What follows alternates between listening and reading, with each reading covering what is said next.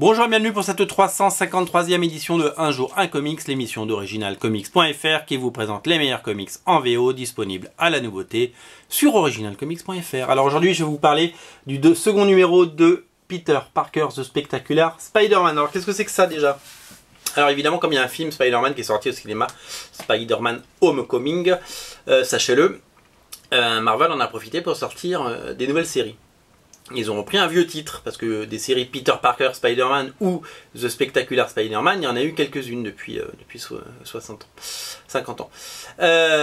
Donc voilà, donc qu'est-ce que c'est que cette série? C'est tout simplement une série annexe, c'est-à-dire qu'elle se lit en plus de Amazing Spider-Man. C'est une grande tradition chez Spider-Man d'avoir une série principale, c'est Amazing Spider-Man, et d'avoir une série à côté, comme il y a eu, je vous l'ai dit, Peter Parker, il y a eu Friendly Neighborhood Spider-Man de Peter David, non c'était Mark Waid.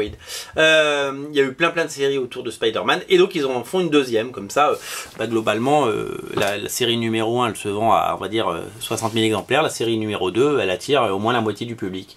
Donc c'est toujours intéressant. Là, ils ont mis les moyens, parce que c'est Chip Zdarsky, le dessinateur de Sex Criminal, qui scénarise, et il est très en vue chez Marvel. Il a fait pas mal de choses récemment, du Rocket Raccoon ou des choses comme ça. Et au dessin, ils ont pris une méga star, ils ont pris Adam Kubert, qui aura tout dessiné chez Marvel, et qui nous livre un travail, une facette de son travail qu'on ne connaissait pas ou peu, c'est-à-dire que son dessin n'est pas ancré.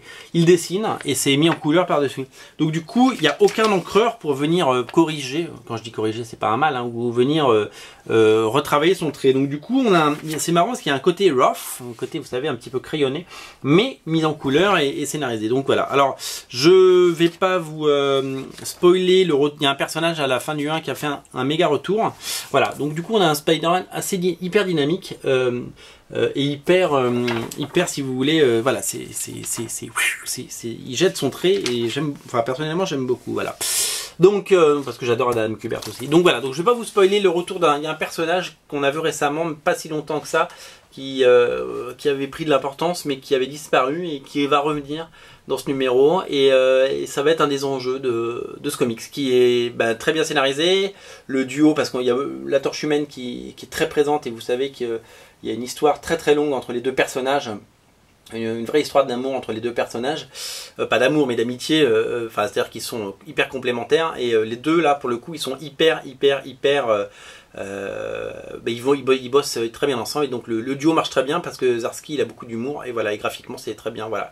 Donc je vous le conseille, le premier numéro est toujours disponible si vous l'avez raté, sautez dessus. Friendly Neighborhood Spider-Man, disponible sur originalcomics.fr, voilà, avec l'accent. Salut, bonnes vacances à tous si vous êtes en vacances, les émissions continuent, ça c'est ça qui est bien. Salut.